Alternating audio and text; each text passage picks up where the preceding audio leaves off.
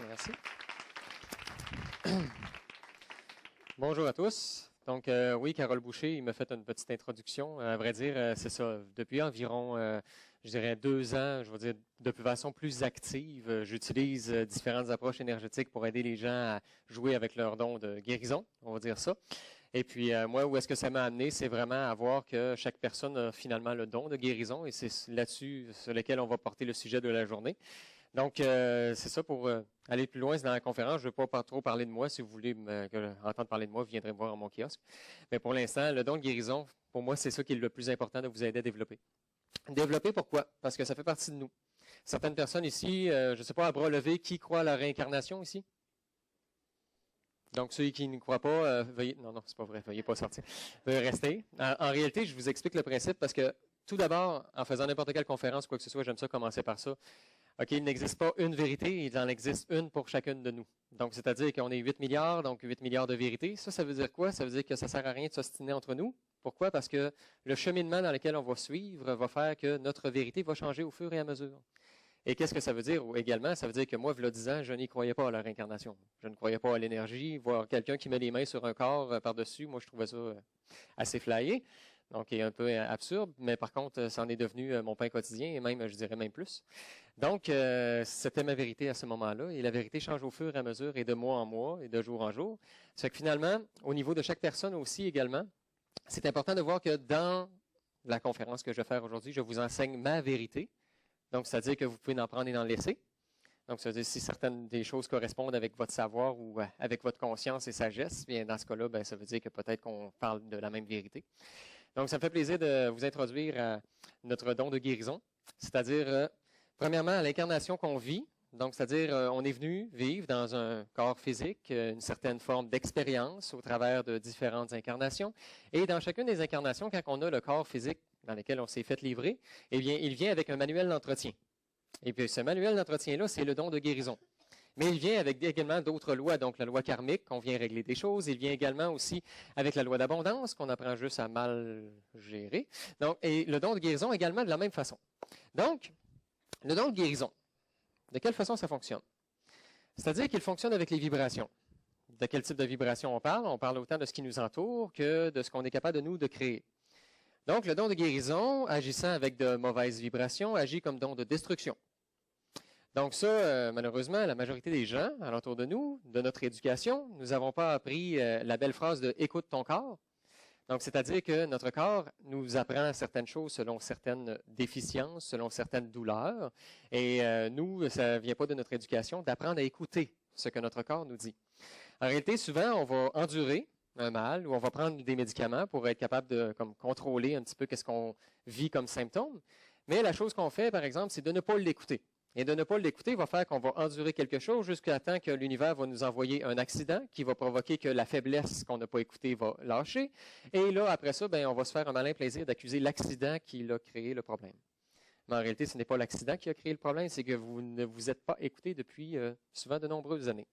Donc, c'est-à-dire, écoutez votre corps. Certains outils existent justement disponibles dans nos librairies, des livres de métamédecine, entre autres le dictionnaire des malaises et maladies, puis Jacques Martel, des petits trucs comme ça. Donc, ça, ce sont des ouvertures qui nous aident à comprendre, pas juste médicalement qu'est-ce qui se passe, mais bien, on va dire énergétiquement ou émotivement, qu'est-ce qui a créé la source du problème. Donc ça, c'est une façon de contrer un petit peu la raison de comprendre que notre corps venait avec ce don de se guérir ou de se détruire. Donc, comment utiliser le don de la forme de la guérison plutôt que de la destruction? Il s'agit d'utiliser des vibrations qui marchent avec notre pensée. Okay? Notre pensée, c'est la créatrice. C'est elle qui crée à chaque jour, à chaque moment, chaque chose qu'on crée alentour de nous est associée avec la pensée. La pensée, elle, va envoyer dans l'inconscient et le conscient, eux, qui vont manifester et créer tout l'univers qu'on est capable de créer. Ce qui veut dire qu'on peut créer autant du positif qu'on peut créer du négatif. Ce qui m'amène à vous dire que la pensée, elle est stupide. Parce que la pensée utilise notre vocabulaire de tous les jours. Alors, si nous utilisons un vocabulaire qui est associé avec des phrases négatives, nous amenons des phrases négatives à se mettre en pratique dans notre vie, dans notre quotidien. Tandis que si nous utilisons des phrases qui sont positives, nous amenons le positif à s'adapter dans notre quotidien. Et entre autres, au niveau du don de guérison, parce que c'est la loi d'abondance, le même principe, donc c'est la même stupidité au niveau de la pensée. Donc, c'est-à-dire que si vous vous dites « j'ai peur de perdre mes valises », vous êtes en train de dire « ça serait vraiment le fun de vivre l'expérience où je perds mes valises ». Donc, tandis que si vous dites, ah, tout va bien, alors vous créez que tout va bien. Okay? Donc, c'est le principe. Donc, ce principe-là, adapté plus au mode de guérison, il y a quelques phrases, entre autres, qu'il faut cesser de dire pour arriver à cesser de les créer. Entre autres, quelqu'un qui se dit « j'en ai plein le dos », ben, il va avoir mal au dos. Quelqu'un qui se dit « je me casse la tête », il va avoir mal à la tête. Quelqu'un qui se dit « je suis plus capable de l'entendre », il va avoir des problèmes d'oreille. « Je suis plus capable de le sentir », il va avoir des problèmes de sinus. Quelqu'un qui est plus capable de le voir, des problèmes de yeux. Quelqu'un qui n'aime pas sa vision des choses en vieillissant, ben, il va se dire « ah, c'est parce que je m'en viens vieux, je vois moins bien ». Non, non, c'est pas vrai. Il y a des gens de 70 ans qui voient très bien parce qu'ils se disent qu'ils aiment qu'est-ce qu'ils voient dans leur vie. Donc, il faut juste savoir de quelle façon jouer avec les mots. OK, quelqu'un qui me dit « ça me fait chier », bien, ça amène les expressions qui vont avec. Okay? Quelqu'un qui se dit, admettons, « ah, c'est écœurant », ben, il vient qu'il a mal au cœur. Mais c'est parce qu'on ne se rend pas compte de ça. Mais regardez comment les jeunes ont mal au cœur, parce que leur expression favorite par minute, c'est environ 8 écœurants. Et rajouter, c'est l'enfer en plus. Donc, ça va être une belle moyenne. Donc, c'est des discours à changer progressivement. Pourquoi? Parce qu'on affecte notre corps avec ça. Puis surtout quand on a des malaises depuis longtemps. Admettons, j'ai mal aux genoux. Ah, ça fait 5 ans que j'ai mal aux genoux. Bien, félicitations, l'année prochaine, ça va faire 6 ans. Arriver à changer ça. Quelqu'un qui se dit, je suis trop vieux pour changer. Ah, j'ai toujours eu de la misère, c'est difficile, je ne suis pas capable. Ah, bingo. Vous venez de trouver l'affaire. Vous venez de trouver le problème. Donc, au niveau de votre guérison, admettons que ça fait 5 ans que vous avez mal aux genoux. Ça faisait 5 ans que j'avais mal aux genoux. Ah, vous venez de le mettre au passé. Juste de le mettre au passé, vous venez de vous donner l'occasion de le changer. Donc, c'est-à-dire que j'avais des problèmes à la tête, j'avais des problèmes de circulation, juste mettre au passé. Pourquoi? Parce que changer de discours là, du jour au lendemain, là, ça va prendre un petit peu plus que du jour au lendemain. Mais de le mettre au passé, c'est quelque chose qui peut être applicable dans votre quotidien. Juste de vous reprendre.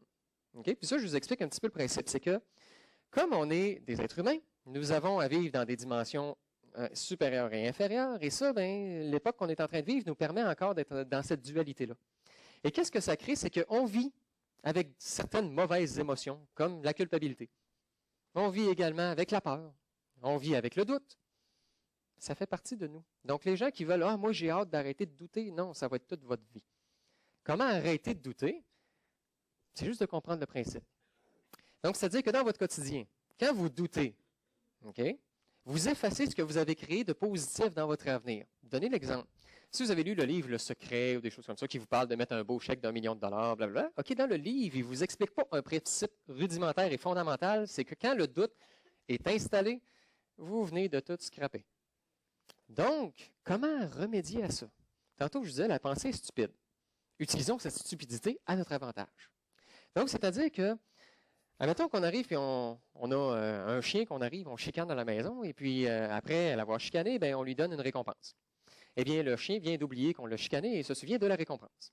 Donc, notre pensée étant stupide, c'est le même principe. C'est-à-dire que si nous doutons, ou nous nous sentons coupables, et que la seconde suivant ce doute ou cette culpabilité, nous nous disons un beau « ça va bien, c'est réglé, ça va bien aller, tout est beau, tout est bien, l'avenir est résolu », qu'est-ce qu'on vient de faire? D'effacer notre doute ou notre culpabilité. Alors, le but étant aussi simple que ça, d'utiliser le pouvoir de la pensée en se disant « OK, bon, je doute, ça fait partie de moi, oui, mais disons que si on l'amène dans une facette positive et qu'on termine sur une facette positive, ça va être intégré. » Ce qui veut dire, votre fameux don de guérison, il y a différentes techniques énergétiques, approches énergétiques, pour être capable d'utiliser ce don. En réalité, comprenez la première chose à la base, nous sommes complètement entourés et créés à partir de vibrations. Qu'est-ce que la vibration? Bon, venant d'un passé de physicien, je peux vous dire en physique quantique, tout ce qu'on voit, c'est que tout est rempli de vibrations, que le vide ou que le solide ou quoi que ce soit, c'est juste du vide. Fait que finalement, puis l'atome qu'on connaît, là, avec un atome, un proton, un neutron, puis des affaires alentours, ça c'est juste une probabilité. Fait que finalement, ça veut juste dire qu'on n'a jamais rien trouvé ou prouvé. Fait que là, on est en train d'essayer de découvrir, on ne prouve rien.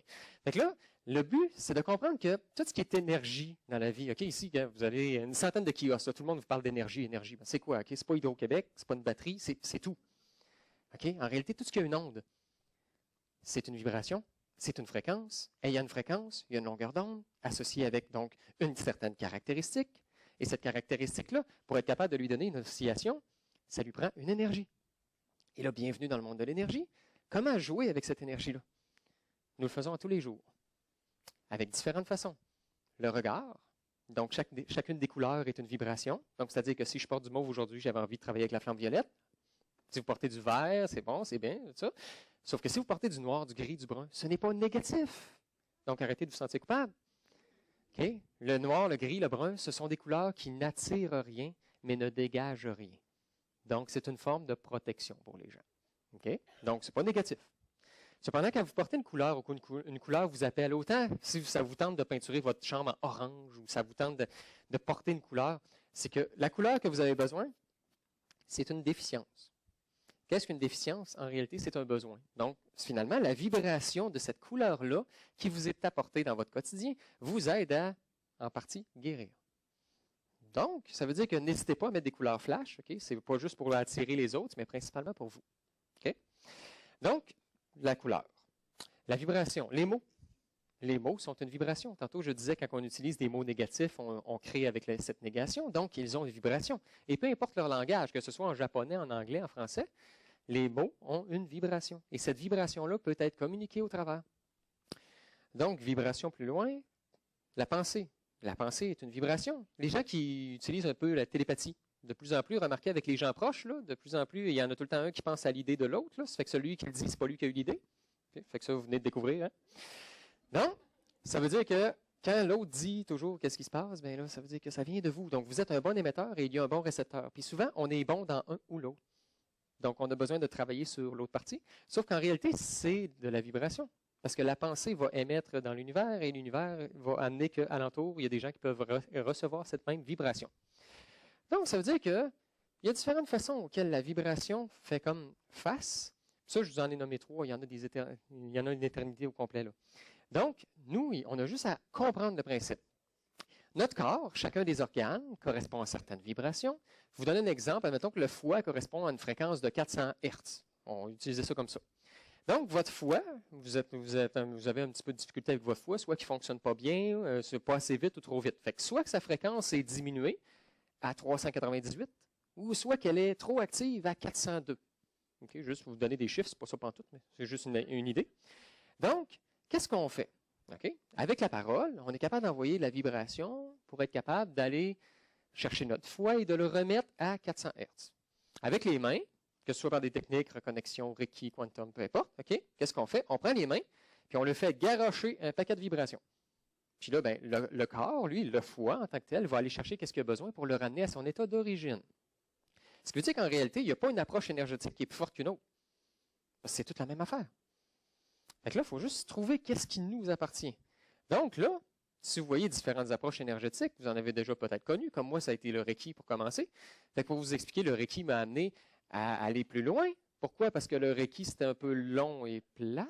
Donc, j'ai juste été chercher plus loin. Pas parce que ça ne fonctionnait pas, mais parce que pour moi, il y avait une approche qui devait être plus simple et facile. Donc, génération Y, pas de temps à perdre, je ne veux pas en faire perdre non plus. Donc, c'est un peu pour ça. Donc, au travers de ça, c'est que, OK, quel est le don de guérison que moi j'ai déjà? OK, on va parler du don de destruction. Le don de destruction, là, c'est celui où vous faites diagnostiquer quelque chose et que vous lui donnez le droit d'exister. Je vous donne un exemple. On vous diagnostique que vous êtes un décrocheur, que vous êtes bipolaire. On vous diagnostique que vous êtes un dépressif, que vous avez un cancer. Vous avez le choix, à partir du moment où vous vous faites diagnostiquer ça, de dire est-ce que je l'accepte ou non. Donc, la différence, c'est que si vous utilisez votre don de destruction, admettons qu'on vous diagnostique un cancer, c'est « Ah non, je vais mourir, ça va être difficile, je vais souffrir, faire souffrir les autres, etc. » Fait qu'est-ce qu'on fait? On fait continuer la progression des cellules cancéreuses. Et si du jour au lendemain, on se fait diagnostiquer le même cancer et qu'on utilise notre don de guérison, nous allons dire « Ah, ça va bien aller, je vais m'en sortir, je vais trouver les moyens qu'il faut. Et surtout, je vais comprendre que mon cancer veut dire quelque chose.